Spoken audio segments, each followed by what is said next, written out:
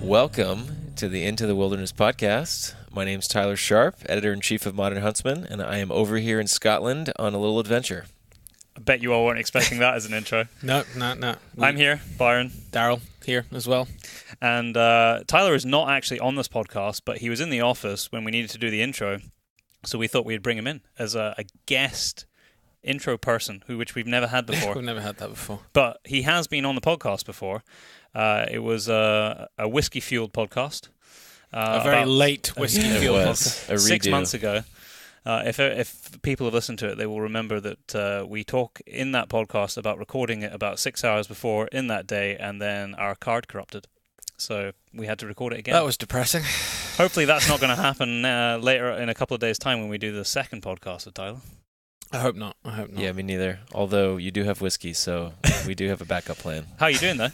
You good? Doing great, yeah. Doing great. Why on earth have you come back to Scotland so soon? Well, I just couldn't get enough the first time, and after seeing it, I decided that my girlfriend Katie needed to come experience Scotland for herself and gain some inspiration for the next issue. So that's part of the inspiration. That's a good enough reason. That's why we're here. Very, very good reason. Yeah. You're welcome to be back on the podcast Thank you. and back visiting us as well. We've got a very busy office today. Tyler's been busy working. Katie's busy working here, and we're actually going to do a podcast with Katie as well. We discussed it last night. I think she's shopping. I'm seeing some trousers over there. That's design inspiration. Yeah, okay. She said she was working. Yeah. I've been doing some work. Daryl's been editing the podcast that you're about to listen to today. So it is all go. And Floki's busy having his ears rubbed. That's what spaniels do best. That is what spaniels do. Well, we've got a podcast today which is a little bit different. You're going to be hearing from a gent called Mark Ripley, who is a long-range shooter and hunter. But hold on, don't turn off. It is going to be long-range shooting in a way that you haven't heard of it before. It didn't go how I thought it was going to go in terms of the conversation, and I think I learned a lot, and I think everyone else is going to learn a lot from it too. Really cool podcast. This extra podcast, actually. Yeah, I can't believe it. It's actually an extra one. I had to check with Daryl today. I said, was it 2 weeks ago? No, it wasn't. It was Thursday that we gave you the epic 3-hour-long podcast on salmon farming. I think people are still consuming right now. I think they are, yeah. But this is an extra podcast that is going to be brought to you by Scott Country. It is Black Friday deal time very, very soon. So when this goes out on 5 p.m. of the day that it goes out, are you actually putting Thursday, it out on the minute? Well, it's going out tomorrow morning. Okay. So I know we're talking about times here. No one's got any idea because this podcast you can listen to in 6 months' time. But basically, the day that this podcast goes out, then the deals will be the 22nd of November, 2018. Yep, that's when the deals are. The deals will be, I think, showing up 5 o'clock on the Thursday, and then the deals are on the Friday. Yep, exactly. But if you want all the information that you need, I'm going to go through some of the deals that's happening. All you need to go is all the W's, scottcountry.co.uk/Black Friday. Not Back Friday, Black Friday. I'm sure if you just Google Scott Country International, you'll also be able to, on the homepage, find the Black Friday tab as well. It will be on the link description as well, underneath when you're reading in the podcast, yeah. So, do you want to... I know that there's going to be up to 50% off across their entire range. So if there's something on there that's been tickling your fancy for months and you've been like, you're probably going to buy it. We actually talk about a few of the products today that are actually going to be in the sale. Yeah, we did actually. Some of them were brought up in this podcast, so it's perfect synergy. It is. We've got Pulsar, Night Sight, Yukon, Wild Games, Zeiss, and Fleer Systems. I also know that because we were talking at the very end of the podcast, Wicked Lights is also in part of that Black Friday. Collection. Deals. So yeah, offers go live Thursday, 5 p.m. But there is also was it clearance? Yes. So there is also, on top of the deals which are going to be on the website, there is also going to be clearance items, and they are going to be released in a PDF on their website. I've already at had a 5 p.m. preview of it. It's have so you? easy to like navigate it. All the clearance list is at the top, Okay. and then there's the list of all the rest of the deals below. So they couldn't have made it any easier for you. So do not miss out on that. Floki's going mad. Floki's going Yeah. mad. That's your fault, Tyler, isn't it? Yeah, I know, I Tyler's wound him there up. throwing I'm a gonna throw ball a for the ball. dog. He's stolen Torrens' toy. Torrens' toy, that's what it is. I mean, he's doing what he does. He knows what to do, which is bring things back to you. Well, we're going to get to see him work. Yeah. I've not seen your dog work yet, though. Yeah, I know. I need to. I think right now he's still learning, but I think the key is I need to take him for a walk before you go out. Well, like tire a him. long walk and tire him a little bit. Well, maybe like get him to run behind the car for a few miles. Yeah. Yeah. He's going to retrieve Katie's first hunted birds. That's going to be his plan. This is going to be very exciting because it's going to be the first time Katie's had a chance to hunt. Mm-hmm. And have you actually in Scotland done any? I mean, like rough shooting? we went stalking We went stalking one day last time, yeah. unsuccessfully, but no bird hunting. So this is going to be a first all round on Friday. It is. And on Thursday, which is actually the day that this podcast goes out, Tyler and I will be up Glen Esk sampling hind stalking with a Garran. Because he saw the pictures of the ponies working on the hill from the article in Modern Huntsman in Volume 2. He's like, I have to do that. Mm-hmm. So he came and we made it happen. And then we started talking about ponies, and Katie lit up and goes, "Do we get to ride them?" Not those kinds of ponies. No, I said you do, but only if you're a dead red deer. Yeah. We have a competition ongoing from the podcast a week ago, and I cannot believe the amount of people who have entered this. No joke, I have about 300 pictures of other people's dogs on my phone from just Instagram alone. So what we asked was, we put up a picture of a CZ doormat, which seems to be one of the most popular prizes I think we've ever given away, and it had a picture of the doormat with my puppy beside it, and we wanted funny pictures of your dog, and you delivered. In buckets. So what we're going to do is we're going to filter through them all and decide, like, I don't know, our top 10, and then let the public decide, what the best one is. Some of them are absolutely brilliant. So we'll we'll repost the top 10 on social media, and then we'll announce the winner on social as well. Yeah. Or maybe if we've done it before the next podcast, then we can announce on the next podcast. Exactly. Have you got anything else on your list? I just had the one thing that we don't mention in this podcast is that when we first spoke to Mark, or was first tied up with Mark, who you're going to be hearing from, it was because we had given some items for a raffle to raise money for a young chap who had terminal cancer, and they were trying. Mark was the front man who had pulled it together, and he had worked with Scott Country, and a whole heap of people from around the country had given prizes in for this raffle to raise money so that he could try and do some awesome things in the time that he had left. So it was amazing, and he told us when we were off air that they'd raised over £7,000. So hopefully he gets to do some of the things he wanted to do. That is really, really cool. Yep. Raising that money. So we sent down a Hornady reloading manual, some coffee, and some other bits and pieces. The things that we normally give away on the podcast, we didn't give away for a couple of weeks, and we sent it all down to a good cause. We also, I was going to say, I must apologise at the beginning and the end of the podcast, and you won't notice it because it's all smooth transactions. We actually lost the first 10 seconds of the show, which was us introing Mark, and we also lost the last 5 seconds of the show of us all saying goodbye. So, it wasn't abrupt. No, we didn't just press stop. It wasn't that abrupt. It was, for whatever reason, the card just didn't do it. Tyler's looking very worried right now because he's thinking, you're not going to give me another card when we do our podcast that's not working. We're gonna do a double, triple check. It was only 10 seconds, but it was either side of the start and end. If you want to follow what Mark Ripley's up to, he's 260 Rips on the social medias and also on YouTube, which we talk about a bit on here. We do indeed. So just as a way to wrap up before you get into this, Tyler, how has the response for Volume 2 been? It's been amazing. Been good? Yeah, I really didn't know. I kind of took a little bit of a step back. It was much more work than the first one. We have almost twice the amount of contributors, and we have 52 additional pages from Volume 1. It's chunky. It's a tome, as a friend of ours told us, but it's been incredible. The ability to see, for us to be able to repost Instagram stories of other people getting it in the mail and flipping through it, and we've been reposting a lot of people's responses and sort of comments, and I don't even have to say criticism. We really haven't heard anything bad except for the one person who says it smells funny. Well, that sounds now, can you assure us, because our listeners are going to go, yeah, where are they? They're on their way, right? So we have confirmation that they are on a boat, apparently with freight, because there's so many different people involved. It's not as efficient of a tracking system. I've never personally shipped a pallet of magazines across the seas.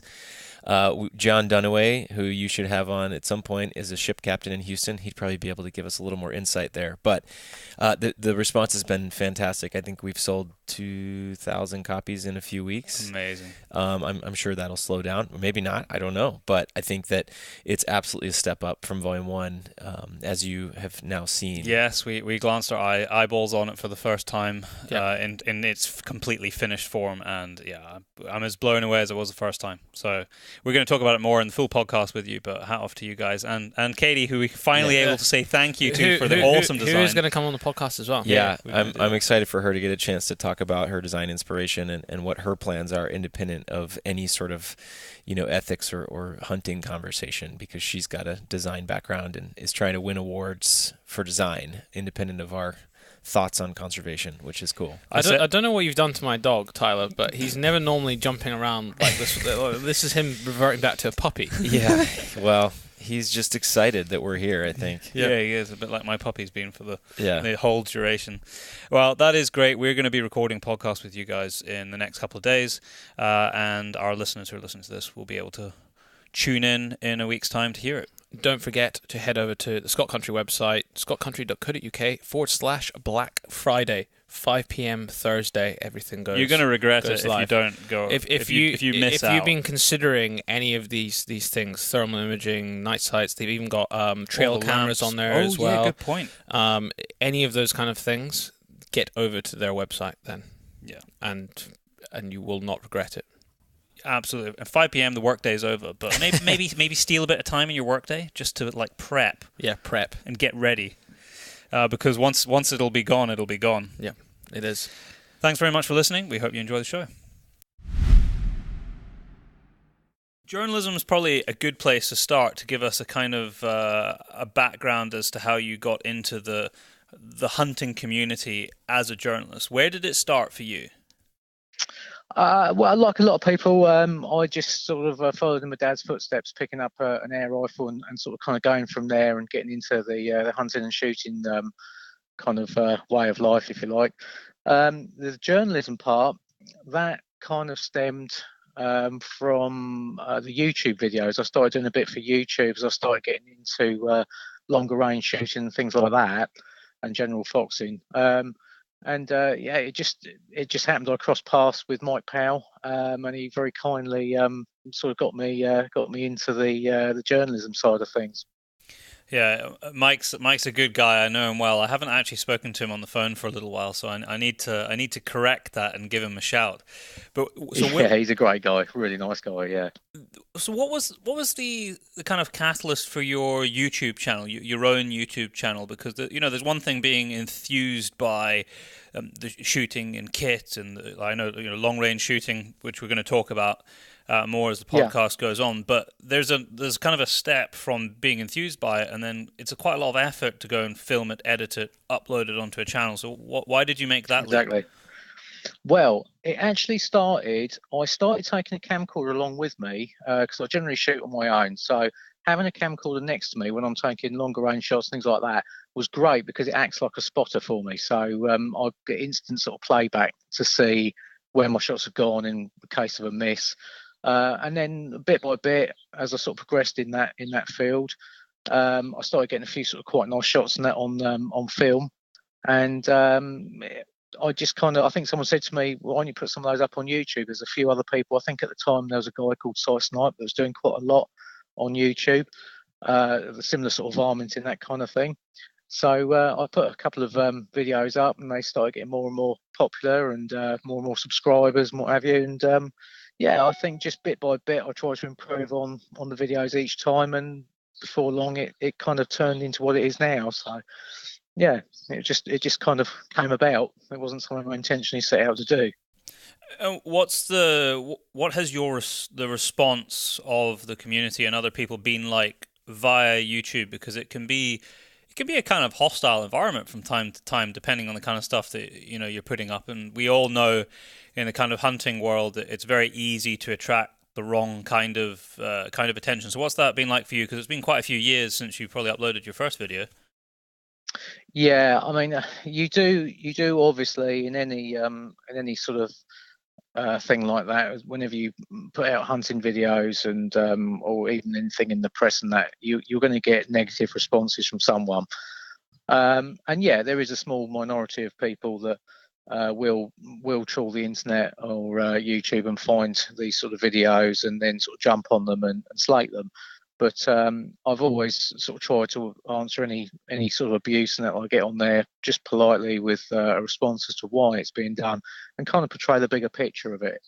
And then if they sort of, just as they tend to do, they tend to sort of be a bit kind of not take the information on board. And if you get that sort of thing, they continue with the abuse, I just block them, and then it just saves any problems, future problems with them. How did you find the crossover from doing your YouTube thing to the slightly more regimented role of a written journalist? Because I don't know I'm not entirely sure what other publications you write for, but I know that you're a fellow sporting rifle writer as well. Yeah, I write for Sporting Rifle and also Rifle Shooting magazine. Yeah, Rifle Shooter's the newer one, so I've not been writing for all that long, but yeah, no, that's going well at the moment. So yeah, no, I the other thing I used to do was kind of back in the day when there was a few more forums and things like that on the internet. I used to occasionally write kind of short stories or just kind of write-ups of a morning out or a night's foxing, and then I sort of put like a little short story of it, and people seemed to quite enjoy the write-ups, and it was just sort of like a longer version of those, really, doing an article. So yeah, not too much of a transition. Do you think I remember the kind of forum world, not just in hunting, but in... It used to be massive, not just for everything, it was anything big. that you enjoyed doing in life, there was probably a forum for it at one point. Exactly. Having been involved in it, has it died, has it? Well, it's kind of gone over to Facebook, to be honest. That's the long and short of it. Facebook has kind of taken over. And a lot of these little forums have sort of now sort of just sort of disappeared. So, which is a shame, really, because it was quite a nice little sort of community, and you got to know people quite well through these sort of little forums. You might find it go full swing back at some point with the way that Facebook has seemed to go over the last few years. Yeah, very true. It quite possibly could. It seems to be that some of the groups, well, there's talk and there seems to be rumours that things are going to be closed down, and so yeah, we'll have to sort of watch that space and see what happens. So it could well go back to the old forums online. Tell us a little bit more about the kind of hunting that you enjoy doing, because I want to dig into that a little bit more so that people can understand it. I mean, even to the level of kit, and we'll kind of build it out, and also talk about the sort of ethics and things you've got to think about in long range shooting, which is, I know, particularly what you like to do. Yeah, well, I think as far as kit goes, it's a bit like anything. If you're seriously into what you do, you always want to buy the best kit to achieve what you do. So yeah, I kind of I suppose it's a bit like playing golf or something. You buy the best set of golf clubs you can afford, so hopefully make you play a bit better. So yeah, it's I've kind of gone through different kit and that, and used different things and found what works and what doesn't. So I've kind of whittled it down now to sort of basic kit which I use, which seems to work. So what's your, I suppose probably a good starting point was, let's paint a picture of the type of shooting that you do so that we can explain that to people and then build back to the kind of kit that enables you to do that. Okay, well, type of shooting, I've kind of generally it's basically either night shooting or day shooting. If I'm day shooting, then I'll gear myself up for long range shooting, because a lot of the ground that I shoot is open hillside on the downland and that down in Sussex, where shots can be, well, anything to, well, you name the range really. The potential to go out to sort of 600-700 yards if you wanted to, or more. Realistically, I'll try and sort of keep the shots to sort of 300-400 yards on the hills. And it has to be in the right conditions for humane reasons, and you want to make sure that you put the bullet in the right spot. The other type of shooting I do is night shooting, which is a totally different ball game, and I tend to use thermal imager to spot and then night vision to actually take the shot. And again, I use different calibers for each sort of application. I've got a 260 Remington custom built rifle, which I use for long range shooting and day shooting. And I've got a 223, which is a customised Ticker T3. And both the rifles were done by Paddy Dane at Danico Rifles. And I just will use either one for each application. What kind of, what does your quarry species list look like for the hunting that you're doing down there? Mainly fox. We get a lot of foxes down this way, and a lot of the ground that we shoot over is sheep farmed or occasionally sort of poultry and cattle farms. So foxes are always sort of a problem, especially on the sheep farms in lambing season. So we get a lot of calls for that. We do get some quite significant numbers of foxes in this area. I was out with a guy Saturday night, and just as a normal evening out, and I took him out kind of spotting for him, and he managed to shoot 7 foxes just throughout the evening, which without any difficulty. Even sometimes we had sort of 3 or 4 foxes in the same field at the same time. So foxes will be the main sort of quarry. Crows and that are also a problem down here. We've still got a few rabbits kicking around, although numbers have diminished a bit in this area. They're the main things, and then occasionally with a bit of stalking as well. We get quite a lot of fallow and that in this area, a few roe, and that's pretty much it. And the main kind of main quarry species. When you're having discussions with people about shooting, and particularly at this kind of extended ranges that not everybody has the kit or the ability to take those shots at, how do you rationalize the kind of the ethics of that and what you're doing? Particularly for, well, not just for hunters, but we have a lot of people listen to this podcast who don't necessarily shoot themselves, so that they can understand what it is that you're doing and the considerations that you take into account when you're hunting with these kind of methods. Okay, right. Well, first of all, I guess the key thing is to shoot within your capabilities and your comfort zone. So for some people, that might be a fox at 100 yards. For other people, that might be a fox at 300-400 yards. It all depends about how well you know your equipment, its capabilities, your ballistics for your rifle and your ammunition you're using. It's a very sort of scientific process, if you like. It's not just a sort of case of I'll just give that a little bit of holdover and hope for the best. It's each shot's dialed in, and environmental conditions are accounted for. So you've got your wind, air pressure and density. Everything is all sort of factored into each shot at extended ranges. Also, it depends on the quarry as well. I mean, if you're shooting rabbits and crows and things like that, or varminting at long distances, then it's pretty much with a centerfire rifle. If you hit something small like that, then it's either a kill or a miss. It's very, very unlikely that you're going to wound something like a crow or a rabbit at long distances, for the simple fact that you're shooting it with a centerfire rifle and just the power of the round that you're putting down range. So it'd be a different sort of situation if you're shooting deer, say. For me, shooting long range on deer is not something that I'd like to do. I would limit that to probably a few hundred yards, but it all depends on the conditions.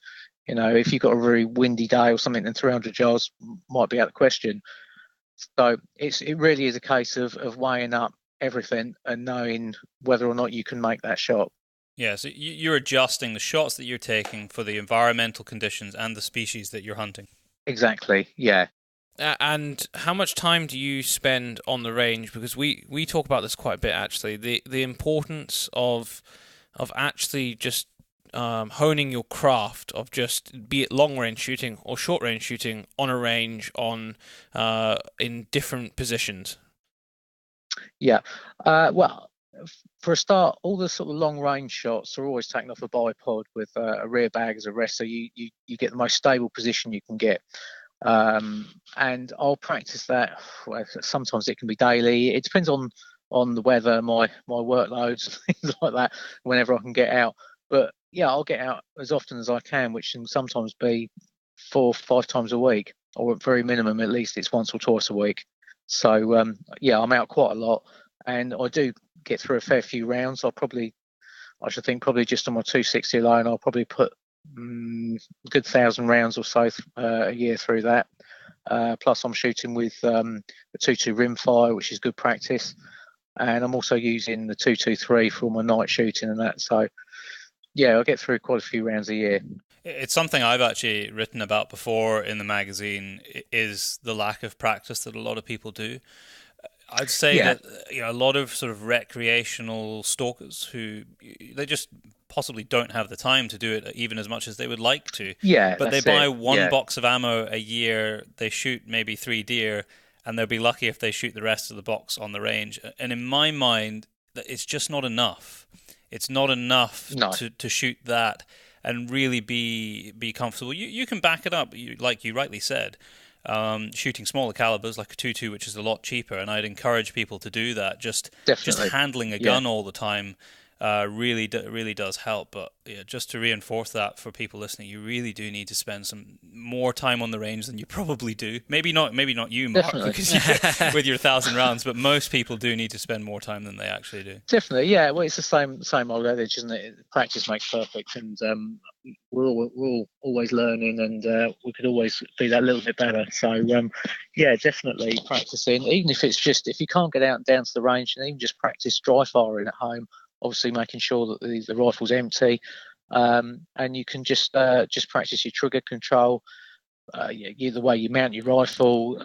Just kind of concentrate on your technique. Even that's good practice. How have you seen nighttime hunting and shooting change, like in the last 10 years? Because the technology now is crazy. It's changed dramatically. Yeah, it really has. I mean, when I first started shooting, everything was done under a lamp, and you're lugging around a big heavy battery, a motorcycle battery or something like that, and the lamps weren't as powerful as the sort of things you can get now. I mean, nowadays, take something like the Wicked Lights, for instance. So you've got a perfect little lamp there with a dimmer switch and everything. It sits on top of your rifle. You've got one on-off switch. There's no leads traipsing everywhere and coming unplugged at the worst possible time. And we've all been there, all done that sort of thing. So yeah, I mean the LED lights and that have transformed the lamp inside of it. And of course, you've got night vision and now thermal, which has just transformed the way we hunt at night. Sort of the ability to kind of walk out into a field and scan around with a thermal binocular and just see anything that's in that field straight away. It's just made it so much easier, not just to sort of pick up quarry, but also for shooting purposes. These thermal scopes and that have come onto the market and that now. Yeah, it's a totally different sport. I know you speak to the guys and use equipment from the chaps at Scott Country quite a lot. What is it that you're using right now? What is the sort of the pinnacle of equipment that you're using at night time that you've got comfortable with and is your day-to-day equipment? Well, the Pulsar spotters are second to none. I've got one of the Pulsar XP38, I believe it is, 30AF. I forget all the numbers and names of them all now, but yeah, the quantum binoculars are excellent spotters. As far as scopes, well, I've just had one of the little DigiSights. That was a pretty good little scope. The Ultra from Scott Country. That was a good scope. Had that on test for a while at a good price. That's the other thing. The prices of these things have come down so much that they've come into the budget of many sort of fox shooters. It used to be the price of a car. That's right. Yeah, it did. Yeah. Well, now you can sort of it probably is about the same price as my car, to be fair. It's come down dramatically in comparison. So yeah, and even thermal equipment as well, thermal spotters and that have come down sort of to within reach of a lot of people as well now. So they're sort of quite commonplace. For people that haven't used either night vision or thermal, be that spotters or the thermal scopes, which are even now affordable to some extent, what do people have to keep in mind and consider when they're setting it up and using for the first time? Because it is very, very different using that kind of kit compared to a traditional scope and a lamp. It is, yeah, definitely. I think in terms of thermal, it takes a little bit getting used to, because you obviously, what you're seeing is heat signature. You're not actually seeing the quarry itself. So I guess it takes a little bit getting used to just the sort of the whole concept of that. And after a while, I think you actually start to sort of identify things quite often, not just by the way they look, but the way they move. And it can be very deceiving when you first start out. You might sort of see two rabbits together and it will look like a fox. And we've all probably done that. Anyone that's used thermal will have done that at some point. You think, oh, there's a fox over there. And then all of a sudden it splits in half and hops in different directions. So that's sort of one thing that takes a little bit getting used to. As far as night vision goes, well, I think setting them up now has become a lot easier. A lot of them are quite straightforward and fairly easy to zero in and what have you. So I don't think there's too much issues with that. Occasionally, range finding at night can be a little bit difficult with night vision. That's what I found. But it's just kind of getting used to it, I think, and it also depends on what you're using night vision for. I mean, I still tend to shoot rabbits now under a lamp, because with a 2.2, then whether it's 50 yards, 60 yards, 70 yards can make a big difference. Whereas if you're foxing, if it's sort of, you kind of get to know the size of a fox and you think, yeah, that's in range. You can tell if it's 100 or 150 and you're using the 223. It doesn't really make a lot of difference in terms of ballistics. You know, the shot placement's going to be much the same. It's a bit more forgiving, whereas a 2.2 you might have to sort of aim off a little bit or aim a little bit higher. So it's yeah, that takes a bit of getting used to. I know exactly what you're saying when you were describing what it's like using thermal and trying to ID what it is that you're looking at. Do you think there's a danger that maybe people are not cautious enough with IDing, especially now that we're getting into the realms of scopes? It's very different if it's just a spotter, because who cares? You get it wrong with a spotter, you need to look through something else before you're taking a shot. But just to emphasize the importance of IDing, before even pointing a gun at something. Yeah, no, you're quite right. For me, I think, in all honesty, I'm not 100% sure on the thermal scopes. I think they're very good, and certainly within sort of 100, 150 yards, you should be able to ID a fox 100% using a thermal scope. But anything further than that, out to sort of 200 or above 200, it starts becoming somewhat more difficult, which I think is where problems could occur. So you really do need to be 100% on what you're looking at. And again, that sort of boils down to experience. As I say, not just from watching the quarry, but also watching the way it moves, if you see what I mean. So yeah, I think that is kind of something that you need to sort of take into account. Having said that, the thermal scopes are improving almost daily. It's crazy, yeah. So yeah, it really is. And I think it probably won't be long before we're seeing kind of night vision and thermal combined in some form, which will eliminate that issue. You'll be able to sort of swap from one to the other to ID things and that. So yeah, that is the only drawback with thermal. And the other drawback as well, actually saying that, is sometimes you can see a fox sat in cover and you think that looks like a clear shot through a thermal, but then when you look through a night vision scope, you can actually see that there's quite a few branches and things like that that are in the way, which you might not be aware of. Yeah, using the thermal scope. I know for me personally, and a lot of keeper friends of mine, the way that they tend to have their nighttime setups work is they've got a thermal spotter, but a lot of them are still shooting through a night vision scope. So I do. They ping their ID, work out what it is through the thermal, because it's so easy, and then you've got that double confirmation when you're actually looking through a night vision scope, which is daytime but at night with no color. And I'm more comfortable with that setup personally. I think that's the sort of perfect combo. Yeah. Yeah, I feel it is. However, saying that, though, the thermal scopes are very good in as much as they're completely covert and whatever you're shooting has no idea you're there. It's a tough call, that one, but for me at the moment, the way things are, I'm still and also the cost as well, because thermal rifle scopes aren't the cheapest things on the market at the moment.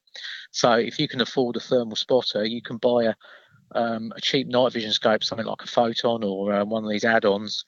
It hasn't got to break the bank. You can probably pick a thermal spotter up for, I don't know, what, 1,200-1,300 quid now, or a second-hand one, and then just buy you could buy a Photon or something for £500-600, and you're off, you're away. So ultimately the responsibility lies with the shooter, which I think hopefully we've got that across. But that's not just using equipment like that. This is with any aspect of hunting. Without doubt. And you're right. As the technology moves on, the possibilities change. I do remember using what was, I think, the first commercially available thermal scope, and I think it was about £8,000. Yeah. And now I think they're maybe around sort of $2,500. I think you can pick up one. Yeah, you would. Yeah. Even the night vision spotters. Even the thermal spotters. Go back 10 years ago, you were talking about like $16,000, and they were car mounted. Yeah, they were huge. Some of the guys I know still have them because they cost so much at the time. They have to hold on to them, but it's it is amazing how far we've come. Yeah, well, it's the same as anything. When these things catch on, become more and more popular, and more people buy them, and obviously the cheaper they get, and the more they develop, and then the older models then become affordable. So, yeah. We kind of touched earlier on about the different quarry species that you're going after, and because we've got quite a few listeners that don't necessarily shoot or anything, they may ask, why are you shooting so many foxes? Why are you shooting the rabbits and so on? And the crows the crows as well. Maybe can you just explain what they do? Okay, right. Well, let's just take into account, say, a typical sort of spring lambing session, if you like. Every spring we have literally thousands of lambs, and that are born out onto the open hills. That obviously gives a perfect food source for foxes, and at that time of year in the spring they've got young themselves, so naturally they're put under more pressure to find food. So when you've got a field full of young lambs popping around, then you're obviously going to start losing them. And also with the crows as well, they can be just as bad. When you've got young lambs that have just been born, still trying to find their feet, the crows will mob them and they'll pluck out the eyes. Even the lamb, a fully grown ewe, if it gets caught in brambles or something, then magpies and crows, they'll pluck the eyes out of those, and they can be a real menace. Yeah, it's one of those interesting aspects, the varminting side and the pest control side, where a lot of the hunting that we try and explain and justify to a general public who maybe doesn't understand it, we always go back to we can put food in the freezer, and it's a very ethical way to source food. But this is a very good example of why shooting and hunting in this way is necessary. I mean, it still is kind of for food because you're protecting an agricultural crop, which is in this case actually livestock. But you're not going to be eating it. I mean, no one's going to expect you to be eating the crows and magpies because they just taste disgusting. So we are not shooting and then making full use of whatever it is that we've killed, but it's still something that's necessary to do. This is purely pest control. Yeah, exactly. And trying to explain that to people is sometimes difficult, especially if you're not sort of involved in that world. Well, the trouble is when in the lambing, then once a fox starts taking lambs, it doesn't just take one and then as a one-off. Once it's taken one, it then suddenly realises it's found an easy food source, and it will just keep coming back night after night until you shoot that particular fox. The trouble with foxes is they all look the same, so naturally, when you're out, you've got to just take out any fox that you see, because each one, if it isn't the one that's doing the damage, it's a potential risk. Because they'll all, given the opportunity, they'll all will take a lamb. So yeah, it really is a necessity to thin out fox numbers. And as I say, we do have some ridiculous numbers of foxes. We had some, I think last spring, we were losing some lambs on one farm, and it was literally, I think the first 6 that were born, they were put out in the field, and by the morning 4 had gone. After that, we shot, I think within a week, we'd shot about 16 foxes off that one spot on the farm. So it kind of shows the sort of numbers that are coming into that lambing field. Do you think that there's an issue with urban foxes being relocated back into the countryside? I know I've personally shot a fox near one of the urban centres where we live that had stitches on the inside of its legs. And obviously been hit by a car or something and fixed up and chucked out. Yeah, it does happen quite a lot. We actually had that on one of the farms that we were shooting. We were regularly seeing several foxes that were clearly out of their territory, just sort of kind of sat looking a bit lost and things like that. We had one that had a flea collar on. Wow, a flea collar, that is so irresponsible. Well, yeah, because not only could it have sort of caught on brambles and strangled the thing, but it was actually cutting into its neck, because it had obviously been put onto this when it was younger. Animal. When it was younger, it had grown, and it was all infected around its neck where the flea collar had been cutting into it. So, and yeah, there's clearly things like that happen. But on this particular farm, there was a woman that was releasing these foxes at the end of the farm grounds. I think she had something to do with like fox rescue or something. But anyway, she was releasing them, and it got to such an extent that we were shooting so many foxes on the ground that the farmer actually went and saw her and said, any chance you could release a few more foxes, because the guys are running out of things to shoot, which then put a stop to that problem. But up until that point, we were just shooting ridiculous numbers of foxes on there, and that was the only way that we were able to sort of kind of put a stop to it permanently. Sorry, Karen. I was just going to say, but this kind of pest control or protection of crops, I mean, it's not unique to where you are. This happens across the whole of the UK and around the world. So I think people just need to understand that if you are eating lamb or you're eating grains or whatever it is, pigeons, there has been some form of pest control in the exact manner that you've just been talking about. It's probably happened. Undoubtedly, yeah. It's, I have no doubt that the people releasing foxes kind of back into the wild after rehabilitating, for whatever reason they've come by them, are doing it with the best of intentions. Undoubtedly, yeah, without a doubt. But it's a shame because it doesn't make sense, and I feel like it's a lack of education and understanding of how the countryside works that this goes on, because it's not really, well, I mean, you've gave a perfect example of how it truly isn't fair on the animals, because someone very idiotically put a flea collar. That's just stupid. But even without that, just releasing foxes that have been fixed up back into the wild, it's not really fair on those animals, because like you said, you might dump them right in the middle of a territory at a wrong time of year, and they might struggle to actually survive.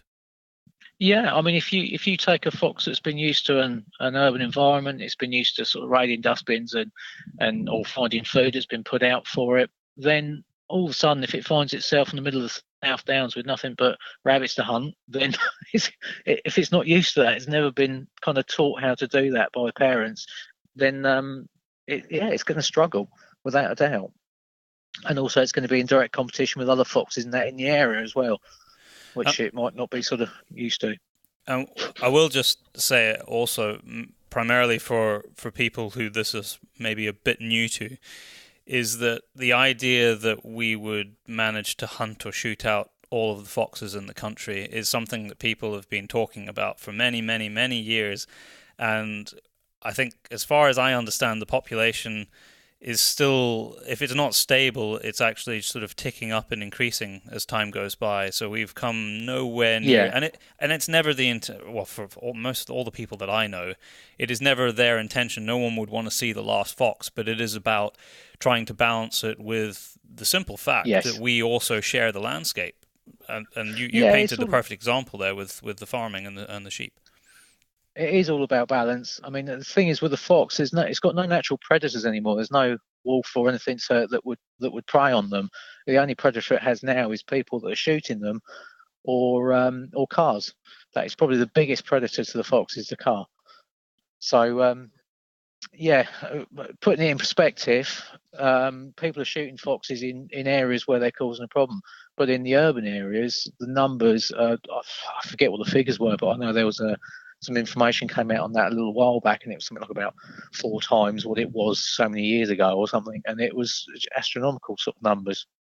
So much food waste for them to... I mean, I've seen a fox once in the town, and I think it was running away with it was like a polystyrene thing of chips that it was running away with. I mean, they're not healthy. They're not eating. When I worked in Edinburgh, they used to walk down the other side of the street with me sometimes at the office. Yeah, you regularly see them about. Even where I live, which is kind of it's still sort of fairly rural area, but you do see sort of a lot of fox numbers within the town itself, and that there's lots of foxes about. It's not uncommon to see. For me to drive to where I shoot, which is probably 3 miles, I'll quite easily see 4 or 5 foxes possibly some evenings just on the way to where I shoot, just on the roads. So certainly through the urban areas and that, the numbers are really high. In fact, I was just talking to a guy that lives sort of Surrey area the other day, and I think from the end of February to now, he'd shot 30-something foxes in his garden.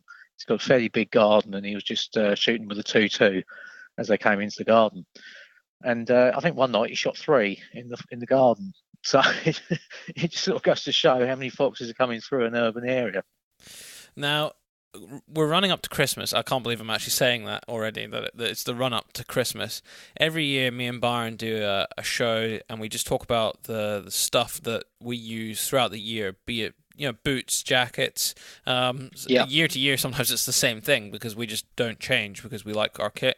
I think you would be a perfect person to go through what you use, what you really like, and then maybe some things that have caught your eye over the last few months, and give people ideas for Christmas. And also, there's a lot of sales and that coming up in the next few weeks as well. So let's just start with clothing. What you use when you're going out. Clothing. I'm very much a fan of the Deer Hunter clothing. I think that the brand itself is really hard wearing, and it's not expensive. You haven't got to pay the earth for it.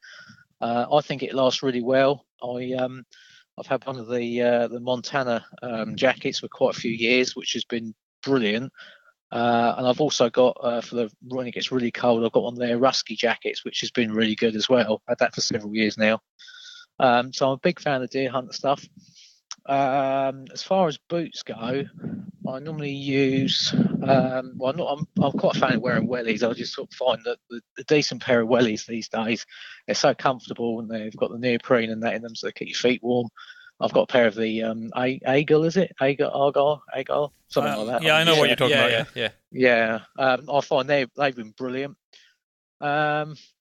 Gift ideas. Well, yeah. I mean, we're all up for sort of keeping warm and at this time of year. Zippo hand warmer, they're really good. I bought one of those last year, which is that sort of saw me through some cold nights, sat in high seats and things like that. But I've got one. Is that the fuel one? Is it? Yeah, you fill it with lighter fuel and light the thing, and it lasts for about 12 hours, I think, or sometimes more. And they're really good. You put that, especially if you put it sort of in the inside pocket of your jacket, that will warm your whole sort of jacket up and keep you warm. So they're well worth about 20, 30 quid or whatever they are. Just decent pairs of gloves. There's so many different things on the market now. It's anything that makes your life a bit more comfortable.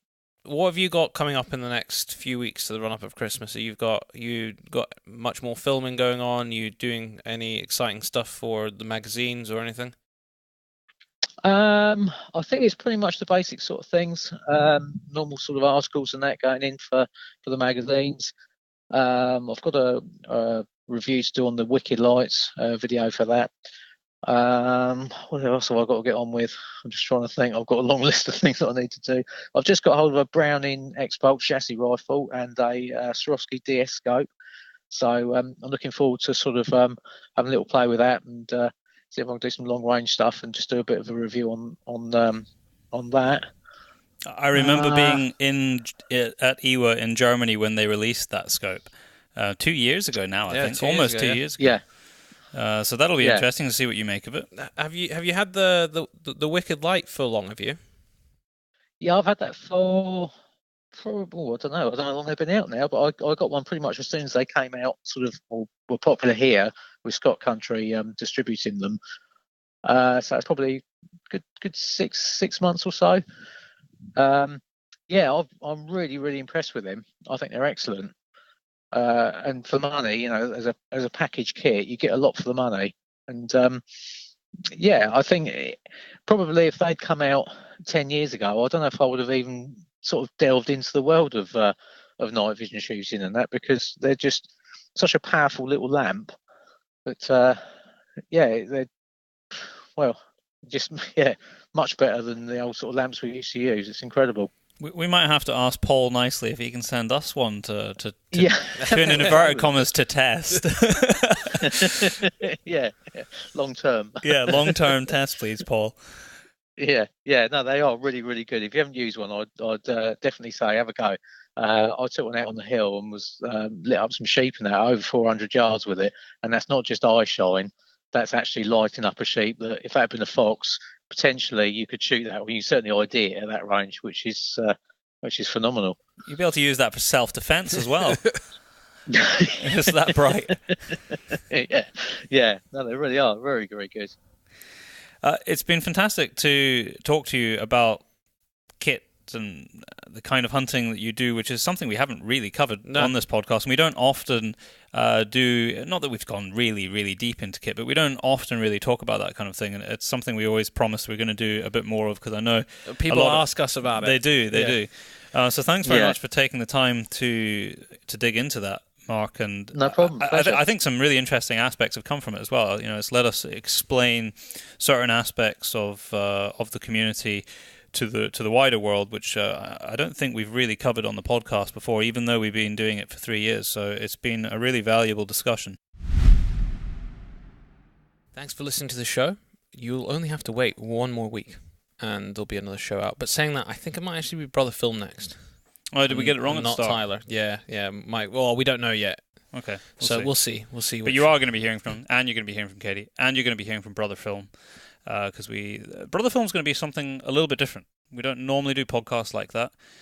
These are guys who just make epic films. Yeah. So preemptively for the podcast that we do with them, go and check out Brother Film. I just saw they talk about at the end they talk about a project that they were doing. They couldn't really talk about it, but it was to do with a luxury watch company. I've actually seen the trailer for it, and it's the kids' cartoon Ben 10, but with like a more adult. But it did not have the guy from The Only Way Is Essex on it. Yeah, it did, yeah. They released that the other day. It was like a spoof behind the scenes. That's actually out now.